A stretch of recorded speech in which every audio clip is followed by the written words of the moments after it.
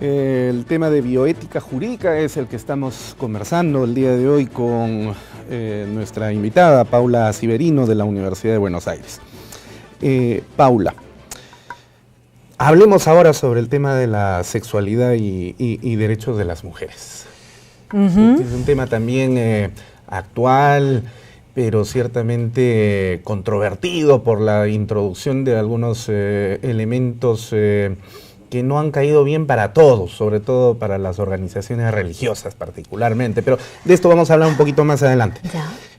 Vayamos a las cuestiones generales de sexualidad y derechos de las mujeres que le importan fundamentalmente al ámbito jurídico y judicial, claro, sobre todo, ¿no? Porque, caramba, tú has venido al Perú, por ejemplo, en un contexto en el que se ha tildado internacionalmente gracias a un hashtag y donde, bueno, yo como hombre pues me tengo que sentir afectado definitivamente. Perú, país de violadores, a raíz de la violación de esta chica encuestadora, ¿no? En el último censo. El Perú definitivamente está mostrando unas cifras espantosas, está queriendo hacerle la competencia a algunos países como México en materia de feminicidio, y esto definitivamente es condenable, ¿no? Sumamente condenable. Y en consecuencia, pues, este tema de sexualidad y derechos de las mujeres cobra mucha más vigencia, mucho más vigor, ¿no? Claro que tiene sus aderezos, hay su sal, su pimienta, desde unas perspectivas que no son compartidas por todos, porque todos compartimos el hecho de que tenemos que proteger a la mujer, eso definitivamente. Pero hay ópticas, hay enfoques diferentes que se mueven en ángulos irregulares. A ver, ¿qué nos puedes referir sobre el particular? Mira, cuando hablas de sexualidad siempre sacudes el avispero. Y eso es inevitable. Yo hace 18 años ya soy investigadora en temas de sexualidad y derecho. Y no solo investigadora, o sea, yo no soy investigadora de libros, nada más. O sea, yo trabajo en la trinchera, trabajo con las mujeres, trabajo con poblaciones vulnerables, he trabajado en políticas públicas, digamos, he tenido la suerte también de ir moviéndome como por diferentes espacios, no soy una persona de bibliotecas.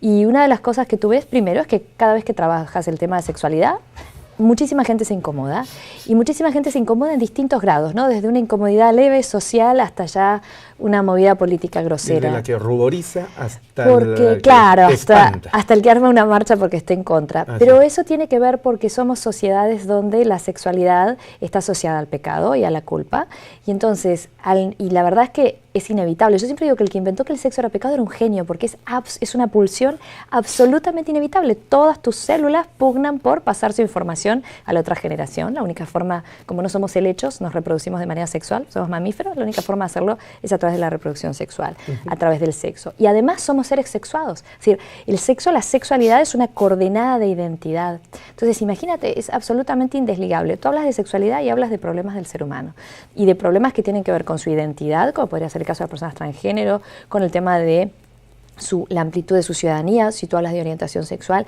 del tema de la intangibilidad, si tú hablas de la integridad sexual, y ahí tienes el tema de las violaciones de mujeres, de niñas, de niños también, y también de varones. Lo que pasa que, bueno, estadísticamente son menores, y además es tan tabú porque, a ver, el machismo no mata solo mujeres.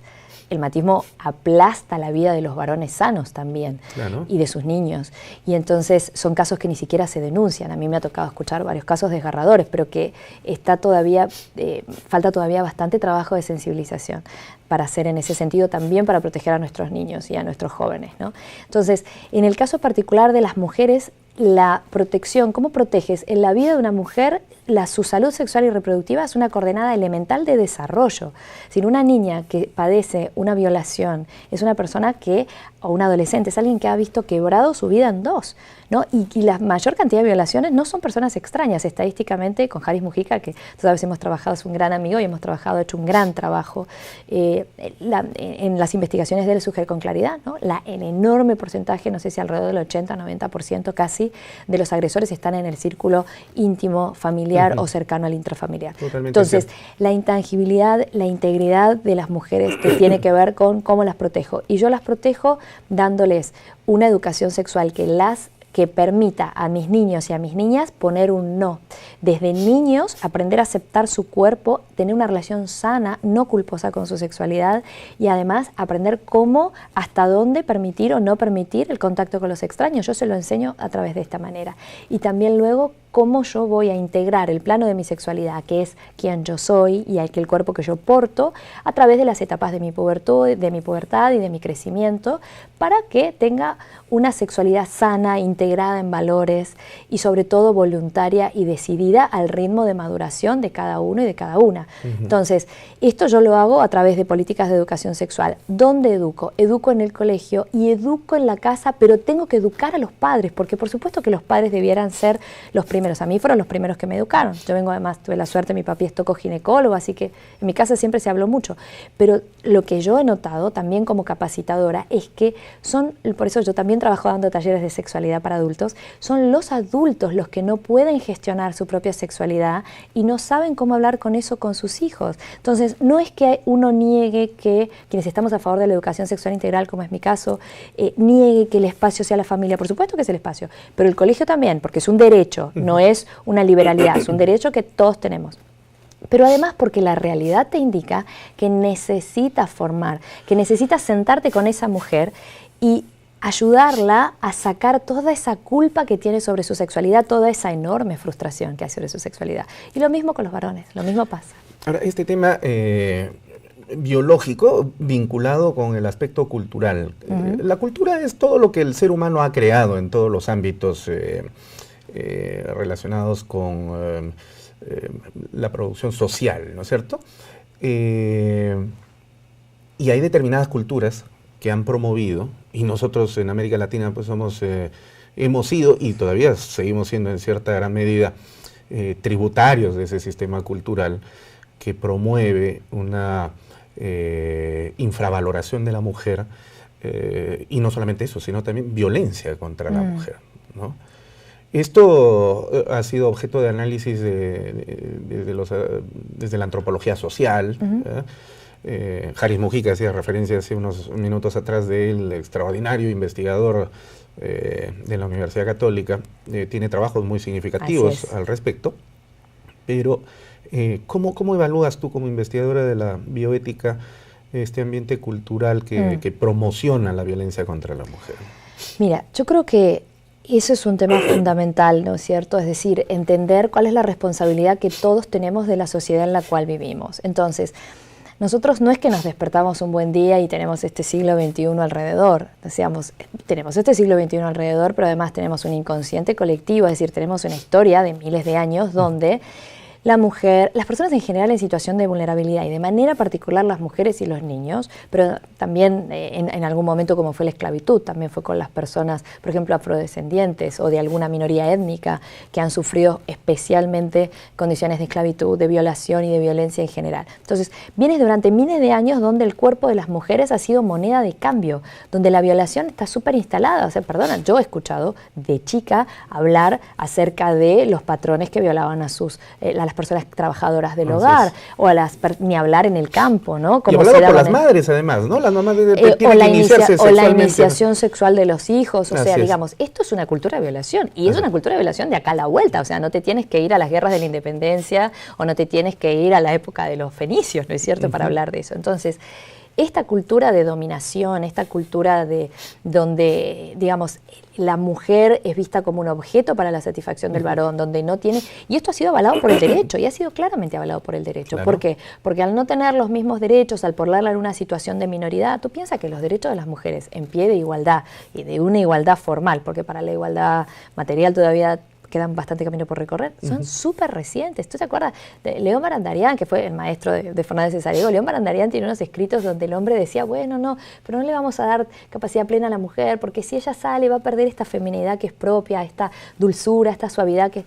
decís, madre del Santo Cristo, ¿no? O sea, y tú tienes científicas, o sea, Marie Curie ya existía en la época de Barandiarán.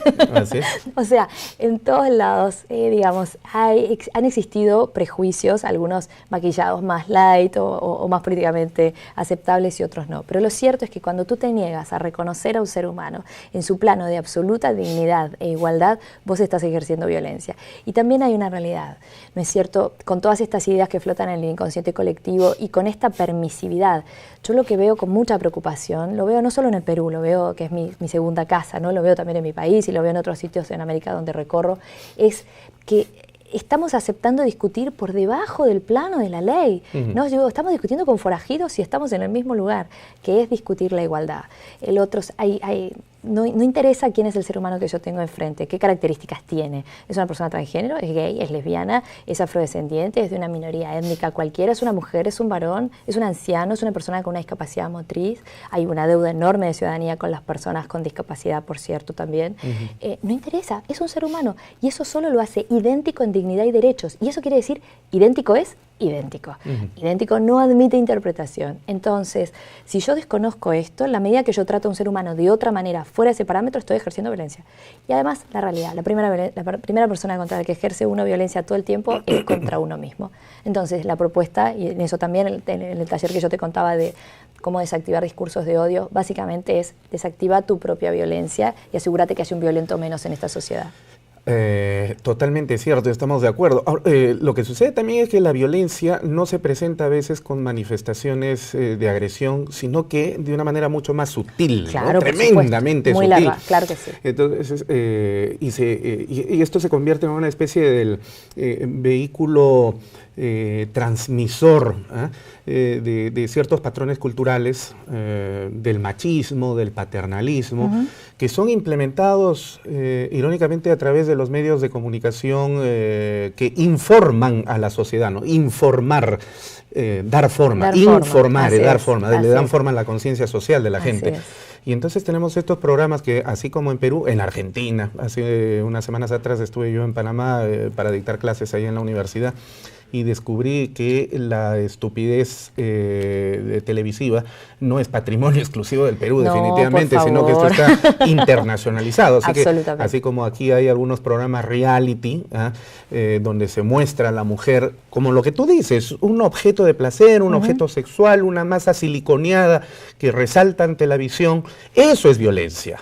Eso es violencia, es una violencia sutil, infravaloración a la mujer de lanzarla a un espacio estereotipado donde solamente cumpla una finalidad, y esa finalidad es puramente llena de este sentido machista y perverso, además al mismo tiempo de una satisfacción sexual, ¿no? O sea, la mujer sirve para eso. Y eso se implementa por la televisión, se implementa por los medios de comunicación. Increíblemente, aquí en el Perú, bueno, yo tampoco es que me aprenda las normas de memoria, pero creo que tengo buena memoria para esto. El artículo 14 de la Constitución actual del Perú dice que los medios de comunicación contribuyen en el proceso de la formación cultural del país. O sea, pero claro, evidentemente estábamos hablando de un proceso cultural en sentido positivo, no negativo como este. Porque claro, esto también es cultura, pero es una cultura negativa, ¿no? ¿Qué te has quedado muda? No, es que te veo tan apasionado que no quería cortar tu argumentación. Mira, el tema de la violencia en los medios y la violencia, digamos, los estereotipos de género, es un tema sin duda que merece la atención. Pero te digo con franqueza, a mí me preocupan menos las señoritas o las señoras que, digamos, ejercen una profesión de vedettes o lo que fuera y que pueden estar, me preocuparía si hubiera explotación. Pero la medida en la que ellas deciden presentarse de esa manera, en definitiva cada uno se gana, ¿no? Hay quien dice, bueno, tú te ganas la vida hablando de sexo, yo me gano la vida bailando en la tele. Unos nos ganamos la vida con el sudor de nuestra frente y otros con el sudor de sus... No, eso es machismo, eso es un muy buen ejemplo. No, iba a decir con el sudor de sus zapatillas, como en el fútbol, por ejemplo. Por supuesto, claro. Pero también. Pero es librado a la interpretación. Claro. Pero ¿qué pasa con la publicidad? Eso sí me preocupa mucho más. Ahí tenemos ya tendríamos quizás para el otro bloque, pero para dejarles una idea para terminar, a mí sí me preocupa cómo compatibilizamos las leyes que protegen y que prohíben los estereotipos de género y lo que vemos los estereotipos de género en la publicidad. Ahí yo les dejo un lindo tema para pensar. Magnífico. Bueno, vamos a hacer entonces un último corte en referente jurídico y ya regresamos.